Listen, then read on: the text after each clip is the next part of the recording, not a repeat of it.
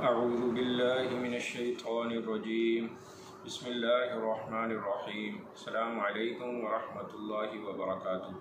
आप तमाम लोगों पर सलामती हो और अल्लाह ताला की बेपनाह रहमतें और बरकतें हों आपके और आपके अहले खाना पर।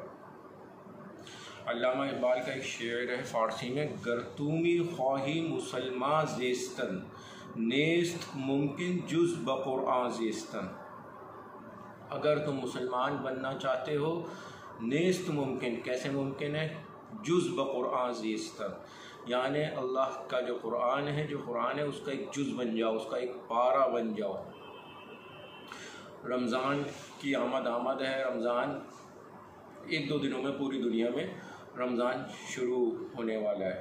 रमज़ान अल्लाह ताला में बताते हैं वो महीना है जिसमें शाहरु रमज़ान अल्लज़ी, महीना है रमज़ान, वो उन्ज़िला फ़ीहिल क़ुरआन, नाजिल किया अल्लाह ने इसमें क़ुरआन। और फिर क्या है, हुदल लिन्नास, हिदायत है किसके लिए, इंसानों के लिए। ये नहीं कहा कि मुसलमानों के लिए हिदायत है, हुदल लिन्नास, हिदायत है इंसानों के लिए।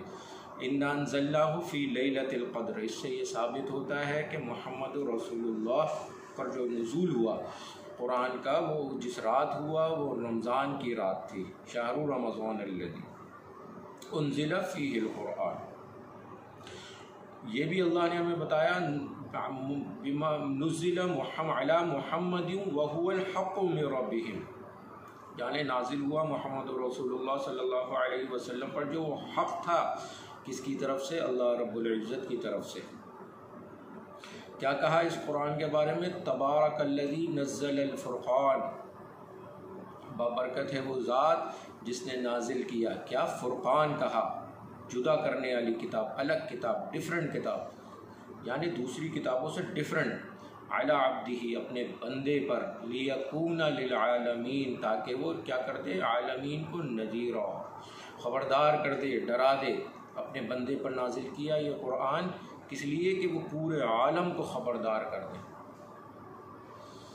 और ये जो दुनिया है, ये दुनिया, इसका जो मकसद है, मेरी ज़ात और आपकी ज़ात की तख्लीक़ का मकसद अल्लाह ने क्या कहा, अल्लज़ी ख़लक़ल मौत वल हयाता लियब्लुवकुम अय्युकुम अहसनु अमला, यानी ये जो अल्लाह ने खलक़ल मौत और हयात, मौत और ज़िंदगी जो तख्लीक़ की, मैं जो इस ज़िंदगी के क़ालिब में जो मुँह से अल्फाज निकल रहे हैं, ज़िंदा हूँ, ताकि लियब्लुवकुम अय्युकुम, कौन है तुम में से आज़माए अल्लाह ताला, अहसनु अमला, अमल में बेहतरीन। यानी ये जो कुरान है, ये जो ईमान की किताब है, ईमानियात की किताब है, अखलाक़ की किताब है, अमल करने की किताब है। जहाँ भी कहा आमनू व अमिलु सालिहात, ईमान लाए तो उसके बाद क्या किया, अमल सालिह किए। और अमल सालिह कुरान ही में जो बयान हुए वो किए बंदों ने, तो ये अल्लाह ने आजमाइश के लिए मुझे और आपकी ज़िंदगी और मौत तख्लीक़ की। ये जो कुरान है, ये जो कुरान, बदकिस्मती से मैं और आप मुसलमान घराने में पैदा होते हैं और पूरी ज़िंदगी गुजार देते हैं, कुरान से हमारा ताल्लुक़ पैदा नहीं होता, कुरान को पढ़ते नहीं हैं, समझते नहीं हैं। पढ़ते हैं तो अगर सिर्फ सवाब हासिल करने के लिए, बग़ैर सोचे समझे चंद अल्फाज पढ़कर ये समझते हैं कि इसका मकसद पूरा हो गया। आप मुझे बताइए, अल्लाह ताला कहते हैं अल्लज़ीना आतैनाहुमुल किताब, जिन्हें दी हमने किताब, यतलूनहु हक़्क़ तिलावती, वो इसकी तिलावत ऐसे करते हैं जैसे इसका हक़ है। तो क्या, मुझे बताइए, तिलावत बग़ैर सोचे समझे पढ़ने का नाम है।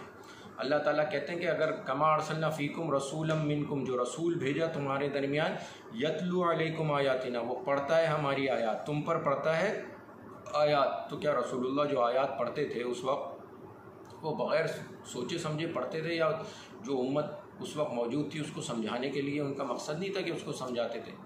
अल्लाह ने तो इस किताब, ये जो किताब है, ज़ालिकल किताब, इस किताब के अंदर कुरान है। किताब दो गत्तों के दरमियान, बाइंडिंग के दरमियान जो सफ़हात मौजूद होते हैं उसको किताब कहा जाता है। कुरान वो पढ़ने वाली चीज़ है। अल्लाह ने कहा ज़ालिकल किताबु ला रैब फ़ीह, शक नहीं है इसमें कोई, इस किताब को तमाम किताबों की माँ कहा। दुनिया में जितनी किताबें मौजूद हैं, इन्ना अंज़लना फ़ी उम्मिल किताबी लदैना लअलियुन हकीम, उम्मिल किताब इसको कहा, किताबों की माँ कहा। ये भी कहा इन्ना अंज़लनाहु क़ुरआनन अरबिय्यन लअल्लकुम ताक़िलून, कुरान को नाजिल किया अरबी ज़बान में ताकि तुम क्या करो, अक़ल से काम लो, समझ से काम लो। ये कुरान मेरे आपके लिए, तमाम इंसानियत के लिए भलाई है, आखिरी राह है। जब मोहम्मद रसूलुल्लाह की ज़बान से अल्लाह ताला ने उनकी ज़िंदगी में ये कहलवा दिया, क्या अल-यौमा अकमलतु लकुम दीनकुम, नाज कामिल हो गया, मुकम्मल हो गया दीन। जब दीन मुकम्मल हो गया, मोहम्मद रसूलुल्लाह की ज़बान मुबारक से ये कहलवा दिया अल्लाह ताला ने, तो उस दीन में इजाफ़े की कोई गुंजाइश बाकी रह जाती है? मैं और आप जिन मुस्लिम घरानों में पैदा होते हैं, तो मेरे और आपके सामने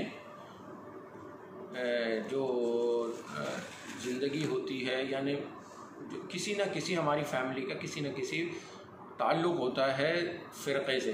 यानी अगर हनफी घराने में पैदा होते हैं तो या तो देवबंद से ताल्लुक़ होता है या बरेलवियत से ताल्लुक़ होता है। अहले हदीस घरानों में पैदा होते हैं या फिर अहले तशय्युअ घरानों में, अहले सुन्नत घरानों में पैदा होते हैं, और उसकी मज़ीद शाखें। ज़िंदगी भर अहलुन नज़र होते हैं। अगर ये अहलुर राय होते हैं तो फ़िक़्ह को अव्वलियत देते हैं, और अगर अहलुल हदीस होते हैं तो हदीसों को अव्वलियत देते हैं। कुरान हमारे पास सिर्फ़ एक सानवी किताब रह जाती है। सानवी किताब की हैसियत से पढ़ा जाता है, किसी के मर जाने पर कहीं भी सवाब हासिल करने के लिए समझ के पढ़ते नहीं हैं। और हमारे उलमा, जनाब हमारे उलमा, जो मैं बहुत माज़रत के साथ दरस निज़ामी में कुरान से सरसरी तौर पर सूरह बकरा पढ़ाई जाती है, पूरा कुरान भी नहीं पढ़ाया जाता, वो भी तर्जुमा पढ़ाया जाता है, सलीस तर्जुमा। कुरान पे गौर व तदब्बर या कुरान की तफासीर पढ़ाई जाती हैं, लेकिन कुरान पूरा नहीं पढ़ाया जाता। वही उलमा मना करते हैं कि नहीं, इस कुरान को पढ़ोगे, समझने की कोशिश करोगे तो गुमराह हो जाओगे। यानी जो अल्लाह की किताब है उसको अगर समझने की कोशिश की, उसको पढ़ने की कोशिश की, तो क्या हो जाएंगे, गुमराह हो जाएंगे। वो मना करते हैं, इसलिए आम मुसलमान इसको ना पढ़ते हैं सिर्फ सवाब हासिल करने के लिए।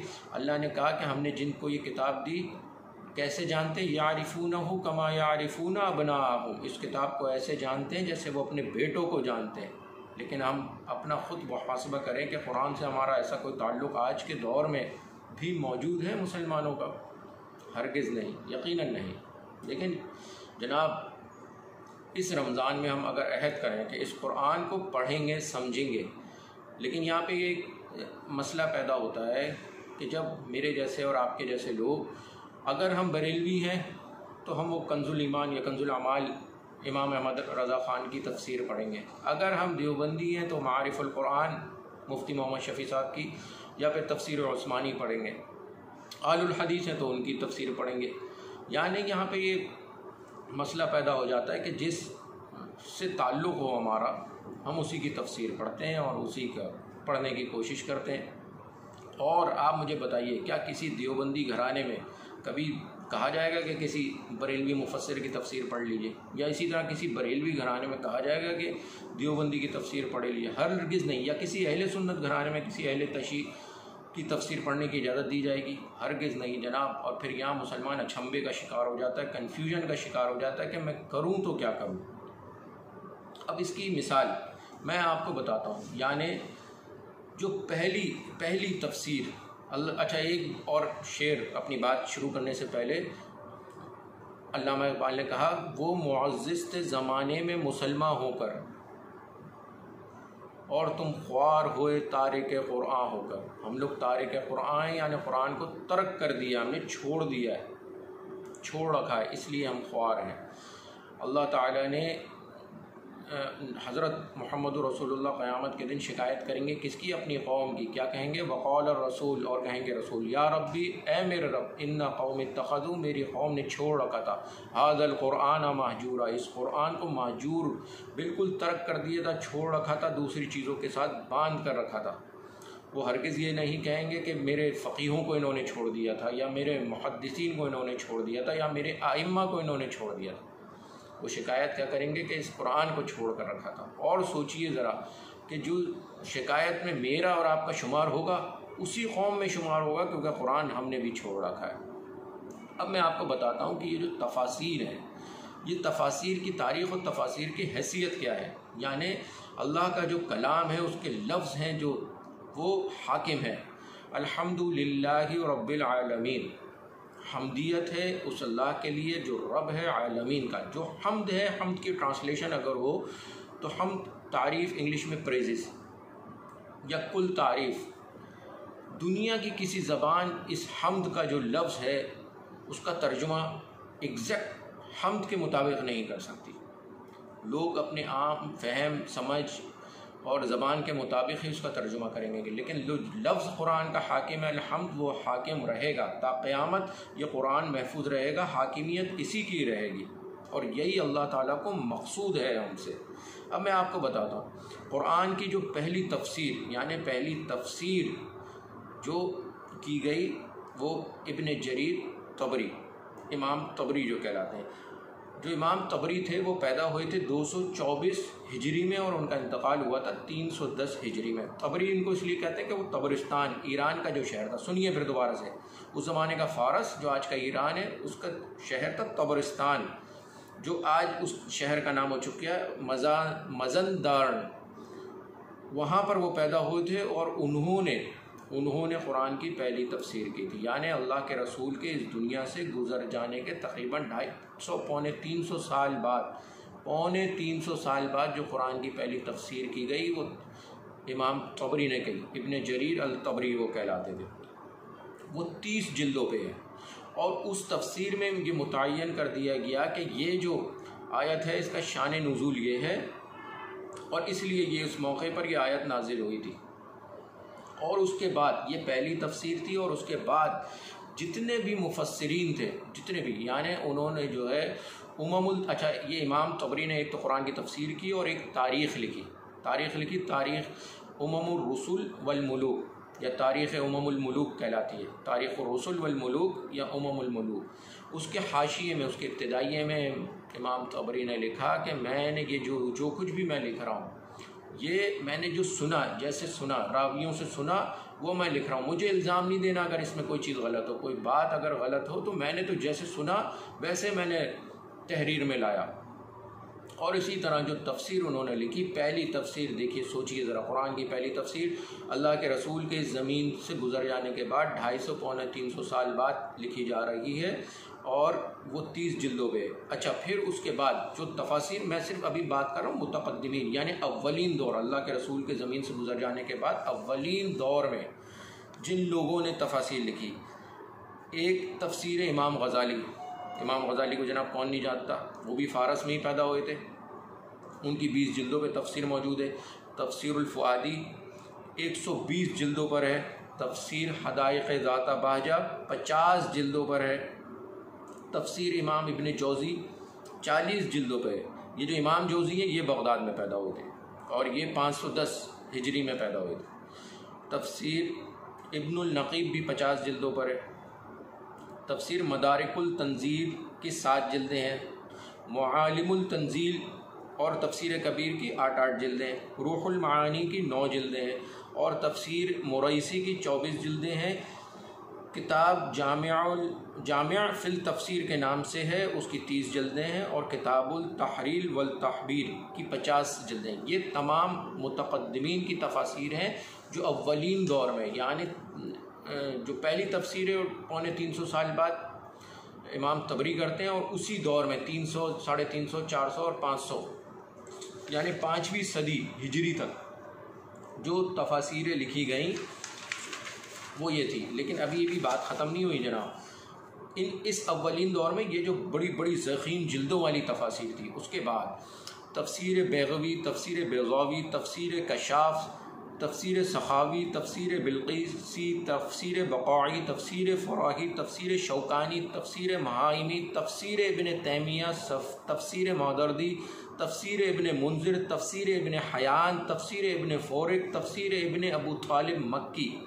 ये तमाम वो थी जो बहुत ज़ख़ीम, लेकिन कम अज़ कम भी 5 से 7, 8, 9 जिल्दों में ये एक सरमाया था। ये वो तफासीरें थी जो अव्वलीन दौर की थी। उसके बाद ये सब मुतक़द्दिमीन कहलाते हैं, यानी ये 400-500 600 हिजरी में जो गुज़रे और इन्होंने जो तफासीरें की।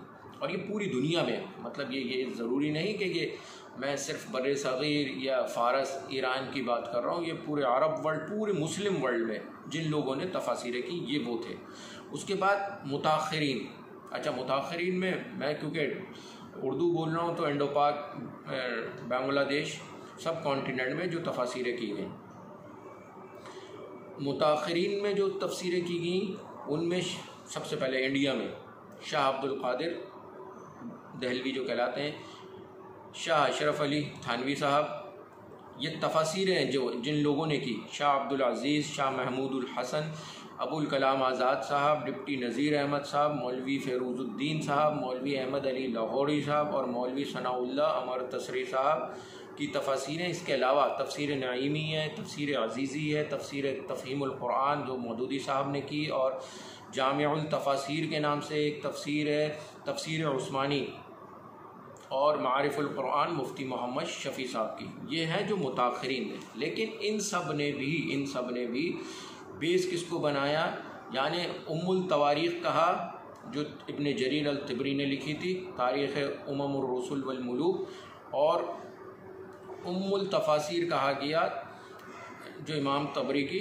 तफसीर थी, उसको उम्मुल तफासीर। उसी को बेस बना के इन तमाम मुतक़द्दिमीन ने भी वही तफासीरें लिखी, यानी कोई बस अपने अल्फाज, सलीस अल्फाज अपने ज़माने के हिसाब से लफ्ज़ चेंज किए। लेकिन उसके बावजूद जनाब, ये भी ऐसी कई मिसालें मौजूद हैं कि ये एक बात पर मुत्तफ़िक़ नहीं हो सके। अभी मैंने आपसे तफसीर कशाफ़ का जिक्र किया, ये मुतक़द्दिमीन यानी अव्वलीन दौर में जो तफसीरें हुई। अल्लामा इक़बाल बहुत बड़े आलिम दीन थे, मेरी नज़र में, हो सकता है आपकी नज़र में ना हो। उन्होंने एक शेर कहा, तेरे ज़मीर पे ना हो जब तक नुज़ूल किताब, गिरा खुशा है ना राज़ी ना साहब कशाफ़। यानी मेरे आपके अगर ज़मीर पे नुज़ूल किताब, कुरान का नुज़ूल नहीं हो रहा, कुरान को उस हैसियत से नहीं पढ़ रहे हम कि ये अल्लाह की किताब है, गिरा खुशा है ना राज़ी ना साहब कशाफ़, जो गिरा लगी हुई है ना जनाब अक़ाइद पर, वो इमाम राज़ी को पढ़ने से भी नहीं होगा और तफसीर कशाफ़ को पढ़ने से भी नहीं खुलेगी। यानी दुनिया की किसी तफसीर को पढ़ लें हम, दुनिया की किसी तफसीर को, जो ज़मीर पर गिरा लगी हुई है, हमारे अक़ाइद पर, दिल पर जो गिरा लगी हुई है इमामीन की, मुहद्दिसीन की, मुतक़द्दिमीन की, मुताख़िरीन की, वो खुलेगी नहीं जब तक हम इस अल्लाह के कलाम को मिन जानिबिल्लाह मुनज़्ज़ल मिन अल्लाह, कामिल मुकम्मल अल्लाह की तरफ से ये नज़रिया या अक़ीदा ना रखेंगे। अच्छा, फिर मैं एक बात और कहना चाहता हूँ, यानी मैं तो सिर्फ ये कहना चाहता हूँ जनाब कुरान पढ़ें, कुरान से अपना ताल्लुक़ पैदा करें, इसी में हमारी बख्शिश है, इसी में हमारी रहनुमाई है, दुनिया में भी और आखिरत में भी कामयाबी का एक ही रास्ता है, वो है कुरान करीम। अगर मुझे और आपको उम्र नूह मिल जाए, यानी एक मिसाल दे रहा हूँ, हज़रत नूह के मुताबिक उम्र मिल जाए, तो भी ये पूरा जो तफासीर का जो मजमुआ है ये हम पढ़ सकते हैं पूरी ज़िंदगी में। यकीनन नहीं जनाब, जो उलमा होते हैं, उलमा जिनकी ज़िंदगी, यानी वो अगर थोड़ा 10, 15, 20 साल की उम्र से दीन की तालीम हासिल करना शुरू कर दें और अल्लाह ताला उनको 50, 60, 70, 80 या इससे ज़्यादा की भी उम्र दें, पूरी ज़िंदगी गुजार देंगे, तो ये तो तफासीर है ना, इनको सरसरी तौर पर इनकी शरह भी नहीं पढ़ सकते, इतनी तफासीरों का मजमुआ है। यानी तमाम तो छोड़ दीजिए, सिर्फ सरसरी तौर पर निगाह डालना भी मुमकिन नहीं है। ये हैं तफासीर के मजमुआत। और फिर इंसान, मैं आपसे फिर ये कह रहा हूँ अगेन, हम जैसे मुस्लिम जो आम से मुस्लिम घरानों में पैदा होते हैं, जब कुरान पढ़ना शुरू करते हैं या कुरान को समझने की कोशिश शुरू करते हैं, या वो मॉडरेट लोग जो कॉलेज यूनिवर्सिटीज़ के पढ़े हुए स्टूडेंट्स होते हैं और दीन से मोहब्बत रखते हैं, अल्लाह का कलाम समझना चाहते हैं, शदीद कन्फ्यूज़ हो जाते हैं। और वो कन्फ्यूज़ इसी वजह से होते हैं, फैमिली बैकग्राउंड की वजह से, दूसरे हमारे बहुत माज़रत के साथ हमारा दीनी तबक़ा जो चाहता ही नहीं है कि ये कुरान पढ़े, क्योंकि अगर ये कुरान पढ़ लिया तो जनाब फिर बहुत सारी चीज़ें इनकी बंद हो जाएंगी। और वो ये कहते हैं कि नहीं ये कुरान। अच्छा, फिर अल्लामा इक़बाल ने एक जगह कहा इन मुफस्सिरीन के बारे में, सुनिए, अहकाम तेरे हक़ हैं मगर अपने मुफस्सिर तावील से बना देते हैं कुरान को पाबंद। यानी मेरे रब अहकाम तो आपके हक़ हैं, लेकिन हमारे मुफस्सिर क्या करते हैं, तावील से बना देते हैं कुरान को पाजंद। क्या बात की जनाब, पाजंद मजूसियों की कोई क़दीम किताब थी, तो तावील से कुरान को वो बना देते हैं। ये हमारे मुफस्सिरीन ने किया, लेकिन इट डज़ंट मीन्स कि ये मैं तमाम मुफस्सिरीन को एक ही उसमें, मैं ये कह रहा हूँ कि ये है तफासिर के मजमुआत, मुतक़द्दिमीन और मुताख़िरीन। एक आम आदमी शदीद कन्फ्यूज़ हो जाता है कि वो करे तो क्या करे।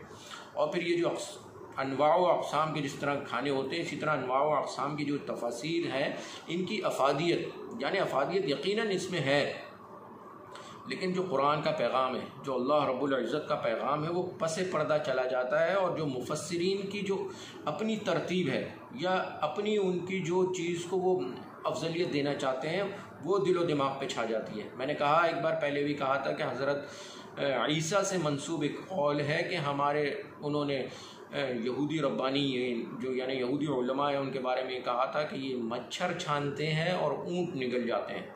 तो यही जनाब हमारे पास भी यही सब कुछ हो रहा है। और जो पढ़ने वाला है कुरान के अल्फाज के मुताबिक, फ़ी कुल्ली वादी यहीमून, यानी वो बस अपना सर फटकता रहता है, सर मारता रहता है इधर उधर की वादियों में, और इसी में हमारी ज़िंदगी गुजर जाती है। जनाब ज़िंदगी बहुत मुख्तसर है, और इस ज़िंदगी की कदर, इस ज़िंदगी में दूसरे बहुत से, हमारी फैमिली है, हमारे माश के मसाइल हैं, और दूसरे बेशबहा दुनिया में रहने के मसाइल, लेकिन इन सब को अगर हम अब्दियत, अल्लाह के बंदे बन जाएं और दीन को खालिस कर लें। अल्लाह का हुक्म है, अला लिल्लाहि दीनुल खालिस, दीन को खालिस कर लें अल्लाह के लिए, और इन मतलब कुरान को पढ़ें, समझें, और बस जो अल्लाह का हुक्म है उसको फॉलो करें।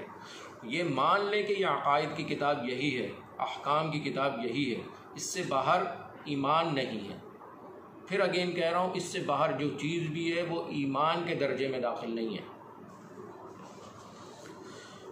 मैं अभी जो बात कर रहा हूँ मुफस्सिरीन की। अच्छा, एक बात, इन मुफस्सिरीन के बारे में, सिर्फ मुतक़द्दिमीन की बात कर रहा हूँ, इन मुफस्सिरीन के बारे में मोहम्मद हुसैन अल-ज़ाबी, ये दमिश्क, शाम के शहर दमिश्क में पैदा हुए थे 1274 ईस्वी में, यानी 8 से 750 साल पहले। इन्होंने एक लिखी थी अल-तफ़सीर वल मुफस्सिरून, यानी मुफस्सिरों की भी लिखी थी। शाम में पैदा हुए थे, यकीनन अरबी ज़बान में इन्होंने ये लिखी थी किताब, काहिरा में छपी थी ये। इसमें इन्होंने क्या लिखा सुनिए। इसमें उन्होंने लिखा कि कुरान को दीन के तौर पे समझें, कुरान ही को दीन के तौर पे समझें। लेकिन हमारे मुफस्सिरीन क्या करते हैं, अब बताइए, देखिए, सुनिए, एक एक लफ्ज़। बाज़ लोगों ने अल्फाज, माने, बलागत और असलूब बयान को मतमह नज़र बनाया है, और फिर उसके बाद वो पूरे नाम भी लिखते हैं कि कहाँ कहाँ किसने, किस मुफस्सिरों ने ये किया। यानी ये जो लफ्ज़ मैंने कहा, बाज़ लोगों ने अल्फाज, माने, बलागत और असलूब को अपना मकसद बनाया। इसमें अल्लामा ज़मख़शरी की मिसाल देते हैं। बाज़ मुफस्सिरों ने क्या किया, क़िस्सा, कहानी, तारीख़ इसराइलियात और जो कुछ इधर उधर से सुना तफसीर कुरान में भर दिया। इससे बेपरवाह होकर के शरअ व अक़ल भी इसके मुताबिक नहीं है। सुने ज़रा हमारे मुफस्सिरों ने क्या कहा, यानी क़िस्से, कहानियाँ, तारीख़, इसराइलियात जो सुना तफसीरों में भर दिया।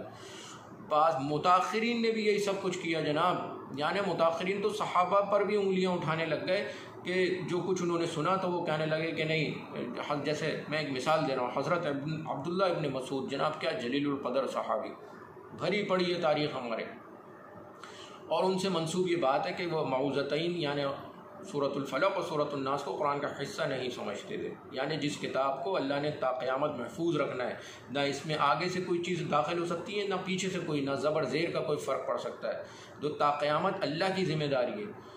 उनसे मंसूब ये बात कि वो मऊज़तैन को कुरान का हिस्सा नहीं समझते थे। हमारे मुफस्सिरीन ने उन पर उंगलियां उठाई कि उन्होंने उनको ये गलती करते थे। अब मुझे बताइए, वो मुफस्सिर जो आज से 100-150 साल पहले मुताख़िरीन में पैदा हो रहे हैं और कुरान की तफासीरें कर रहे हैं, इतने हम लोग जनाब जारिह हो गए कि सहाबा पर उंगलियां उठाने लगे कि वो उस बुनियाद पर जो तारीख़ हमें दी गई। ये मैंने मिसाल दी। बाज़ मुफस्सिरीन पर फ़िक़्ह का गलबा था, वो अहकामुल शरिया, इबादात व मामलात की हद से आगे ना बढ़ सके। बाज़ ने उसूल अक़ाइद में मुतकल्लिमाना रविश इख्तियार की और बहस व मुनाज़रा के अंबार लगा दिए। और इसमें वो आगे लिखते भी हैं, मिसाल भी देते हैं, मतलब मैं नाम नहीं लेने जा रहा, वो इमाम राज़ी के बारे में ये लिख रहे हैं कि उनकी तफसीर में उन्होंने यही किया। बाज़ वाइज़ाना अफसाना गोई, क़स्से, सूफियाना हिकायात के गिरविदा हो गए।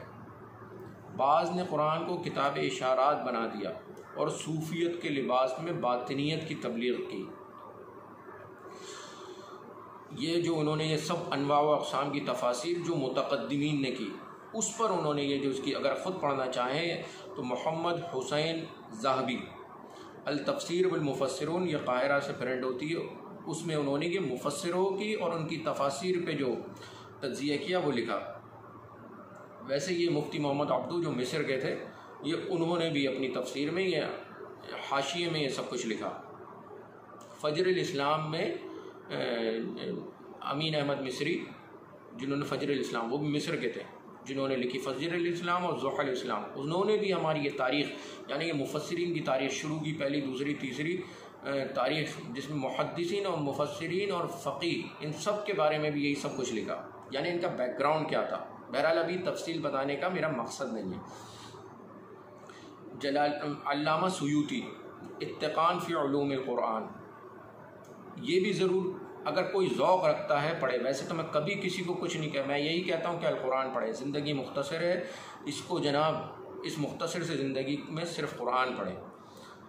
ऐसी ऐसी बातें इन्होंने, ये जो सुयूती अल्लामा सुयूती ने लिखा। अब ये मैं एक बात और ऐड कर दूँ, ये जो अल्लामा सुयूती थे 1445 ईस्वी में पैदा हुए थे, 1505 में इनका इंतकाल हुआ था। काहिरा में मिस्र में पैदा हुए थे। और तफसीरुल जलालैन जो इनके उस्ताद थे जलालुद्दीन, वो पूरी तफसीर कुरान की मुकम्मल नहीं कर सके थे, तो इन्होंने जलालैन वो इसलिए कहलाई कि इन्होंने अपने उस्ताद की जितनी रह गई थी वो तफसीर मुकम्मल की, इन्होंने अल्लामा सुयूती ने। ये तफसीरुल जलालैन हमारे दरस निज़ामी के नसाब में पढ़ाई जाती है। इनकी किताब इत्तिक़ान फ़ी उलूमिल क़ुरान की, उसमें भी यही सब मुफस्सिरों के बारे में काफ़ी तफासील है। और कुरान यानी कैसे जमा हुआ, और दौर रसूल में अल्लाह ने कुरान के अलावा किसी चीज़ को किसी चीज़ पर हाकिमियत नहीं दी, फ़ौक़ियत नहीं दी, सबसे यही कहा हाफिज़ बनाए, हुफ़ाज़ तैयार कराए और कुरान की हिफाजत का बंदोबस्त किया। किस लिए? अल्लाह ने उनको कहा या अय्युहर रसूल, ए रसूल बल्लिग़, पहुँचा दीजिए, मा उन्ज़िला, जो नाजिल किया अल्लाह ने आपकी तरफ, इलैका मिन रब्बिक, आपकी तरफ अपने रब की तरफ से, व इल्लम तफ़अल फ़मा बल्लग़्ता रिसालता, और अगर आपने ये काम नहीं किया तो आपने मनसब रिसालत का हक़ अदा नहीं किया। तो अल्लाह के रसूल ने कुरान पूरी ज़िम्मेदारी से उम्मत को पहुँचाया। ये जो हमारे पास कहा जाता है, अक़ीदा रखा जाता है कि मसहफ़ उस्मानी यानी कुरान तो बहुत अरसे बाद जनाब इस तरतीब में आया, और उसके अलावा बहुत अभी डिटेल बताने का वक्त नहीं कि किस तरह जो है वो कुरान पे भी उंगलियां उठाते हैं कि ये डिफरेंट क़िरात पर नाजिल हुआ था और हर किसी का मसहफ़ अलग था। बहरहाल अगर ये तो फिर तो जनाब पूरी इमारत ही ढह जाती है। अगर उनकी बातों को मान लिया जाए, यकीन कर लिया जाए, तो फिर ये कुरान पूरा मशकूक हो जाएगा। बहरहाल हमारे उलमा ने हमारे मुफस्सिरीन ने जो कुछ अपनी तसानीफ़ में लिखा, मैं एक मिसाल देता हूँ कि शर्म तो एक तरफ, जो बेशर्मी होती है ना, बेशर्मी जनाब जो हद से निकल जाती है, उसकी भी जो उसमें भी अगर हया होना तो वो ज़मीन में गड़ जाए। यानी हमारे मुफस्सिरीन ने निसाउकुम हर्सुल लकुम, कुरान की एक आयत है कि ये औरतें जो है तुम्हारी औरतें तुम्हारे लिए खेतियाँ हैं।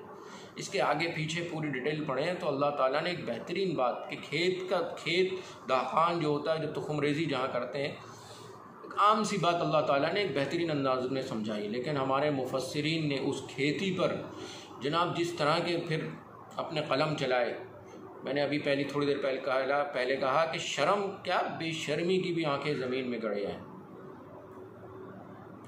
बहरहाल किसी मुफस्सिर पे मैं तनकीद नहीं कर रहा, मैं ये कह रहा हूँ एक आम इंसान, आम मुसलमान कुरान पढ़े तो बस जो सलीस तर्जुमा जनाब आपके घर में अवेलेबल है, जो सलीस तर्जुमा उठाएं और तर्जुमा पढ़ें। इतना टाइम नहीं है हमारी ज़िंदगी में कि हम तमाम मुफस्सिरीन, और अगर आप ज़ौक़ रखते हैं तो आप हारूत मारूत, ताबूत सकीना जो कुरान में है ज़रूर पढ़ें। लेकिन मुझसे आपसे क्या ताबूत सकीना के बारे में सवाल होगा? हरगिज़ नहीं जनाब। हमें अपने सबसे पहले अपना ईमान सही करना है, और ईमान वही है जो कुरान में अल्लाह ने बताया। फिर अल्लाह के अहकामात में कोई माली अहकाम है, यानी माली इबादत हैं, बंदगी है ना, इबादत तो बंदगी है, माली है, जिस्मानी है, रूहानी है, ज़िंदगी गुजारने के तरीक़े इखलाक़ी है। यानी मैं एक मिसाल दूँ, अल्लाह ताला कह रहे हैं, अगर हमसे हुक्म दे रहे हैं वला तमशी फ़िल अर्ज़ि मराहा, ज़मीन पर अकड़ कर नहीं चलो। ये इनफरादी हैसियत से मुझे और आपको यही अमल करना है, यानी अल्लाह को हाकिम जान के, अल्लाह को अपना खालिक जान के हम ज़मीन पर अकड़ कर ना चलें। सीधा सादा हुक्म है। और मुझे बताएं, अगर ज़मीन पर अकड़ के हम चलेंगे तो इसका हिसाब दुनिया में किसी ने लेना है हमसे? अल्लाह ही ने लेना है जनाब। अगर अल्लाह हमसे कहते हैं कि ग़ीबत ना करो, यानी किसी के पीठ पीछे उसकी बुराई ना करो, तो ये अल्लाह का हुक्म है। बस इस हुक्म को बस फॉलो करें। आप मुझे बताएं, दुनिया में हद लगेगी या दुनिया में कोई सज़ा आपको इस अगर आप ग़ीबत करते हैं, मैं और आप दिन रात करते हैं, तो कोई हमें सज़ा देगा? नहीं। लेकिन अल्लाह का हुक्म जान के बस, क्योंकि ईमान की किताब अल कुरान है, जो अल्लाह ताला कहते हैं अगर चोरी ना करो, तो हम फ़ौरन वो काम जो अल्लाह ने सलीस तर्जुमे में पढ़ें और देखें। ज़ालिकल किताब, ये वो किताब है ला रैब फ़ीह। यहाँ एक बात ऐड करना चाहता हूँ कि हमें कन्फ्यूजन ये भी है कि अब जब हम कुरान पढ़ने की समझने की कोशिश करते हैं तो फ़ौरन हमें ये भी कहा जाता है कि यार आपको तो अरबी ज़बान नहीं आती। मुझे बताइए कि दुनिया भर की ज़बानों में इसका तर्जुमा हो चुका है। जो तर्जुमा अवेलेबल है आप उठाएँ और पढ़ लें, और आप जब कुरान से ताल्लुक़ आपका पैदा हो जाएगा, ख़ुद आपको समझ आ जाएगी ये बात कि इस लफ्ज़ का तर्जुमा ये है, और अगर ब्रैकेट में उस मुतरज्जिम ने कोई चीज़ अपनी तरफ से ऐड की है तो ब्रैकेट लगा के ऐड की होगी। आपको ख़ुद समझ आ जाएगा कि ये मुतरज्जिम ने इस तर्जुमे में अपनी तरफ से कुछ एडिशन या सब्ट्रैक्शन हमें समझाने के लिए की। लेकिन जो लफ्ज़ है हाकिम कुरान का, वो लफ्ज़ ता क़यामत रहेगा। मैंने नेट पे किसी को सुना कि लफ्ज़ कुरान में बरकत है, पूरी दुनिया की ज़बानें इस लफ्ज़ बरकत का ट्रांसलेशन नहीं कर सकती। और जब मैंने इस पर सोचा तो वाकई क्या इंग्लिश में बरकत का ट्रांसलेशन हो सकता है? क्या उर्दू ज़बान में लफ्ज़ बरकत का ट्रांसलेशन हो सकता है? हरगिज़ नहीं। कोई तर्जुमा लफ्ज़ बरकत का नहीं हो सकता। तो अल्लाह का दिया हुआ जो कुरान और जो उसका लफ्ज़ है वो हाकिम है, वो ता क़यामत हाकिम रहेगा वो लफ्ज़। बाकी मुतरज्जिमीन ने जो कर दिया है, मज़ीद किसी तर्जुमे, मज़ीद किसी तफसीर की कोई ज़रूरत नहीं है। अल्लाह मुझे और आपको जो हुक्म दे रहे हैं उस हुक्म को फ़ॉलो करें कुरान में पढ़ के बस। और कुरान से जब ज़ौक़ पैदा होगा जनाब, तो वो जो अगर कहीं, मैं एक मिसाल देता हूँ, नाम नहीं लूँगा, अगर या अय्युहन नबिय्यु का तर्जुमा कोई मुतरज्जम या मुफस्सिर ये कर रहा है, ए गैब का इल्म जानने वाले नबी, तो वो जो गैब का इल्म है ब्रैकेट में लिखा होगा, तो जनाब वो अपनी तरफ से ये करप्शन कर रहे हैं, ये डंडी मार रहे हैं। या अय्युहन नबिय्यु, ए नबी, तो ये सीधा सादा लफ्ज़ है और इसका तर्जुमा या अय्युहन नबिय्यु, ए नबी। लेकिन अगर आप कुरान से ताल्लुक़ पैदा करेंगे तो आप ख़ुद समझने पे इस काबिल हो जाएंगे। मुझे बताइए, अगर हम कार्ल मार्क्स को पढ़ते हैं, फ़लसफ़ा कार्ल मार्क्स का पढ़ते हैं, वो जर्मनी या रशिया लैंग्वेज के, मतलब जर्मन या रशियन लैंग्वेज सीखते हैं, उसके क़वाइद व ज़वाबित और ग्रामर सीखते हैं? नहीं जनाब। आइंस्टाइन को पढ़ेंगे, न्यूटन को पढ़ेंगे, शेक्सपियर को पढ़ेंगे, तो क्या शेक्सपियर को पढ़ेंगे तो पहले इंग्लिश की ग्रामर सीखेंगे? जो तर्जुमा, अगर हमें इंग्लिश नहीं आती समझ, जो तर्जुमा अवेलेबल होगा वो पढ़ लेंगे। तो मकसद जो है कुरान का, वो अल्लाह के अहकाम को फॉलो करना है, बंदगी करनी है। जो तर्जुमा अवेलेबल है आपके पास, बस वो पढ़ें, जो उसमें हुक्म है वो करें, फॉलो करें। और यही इस रमज़ान की मुनासिबत से जनाब मेरा पैगाम था। अल्लाह ताला मुझे और आपको दीन खालिस को समझने, उस पर अमल करने की तौफ़ीक़ दे। आप लोगों से दुआओं की दरख्वास्त। जज़ाकुमुल्लाहु खैर।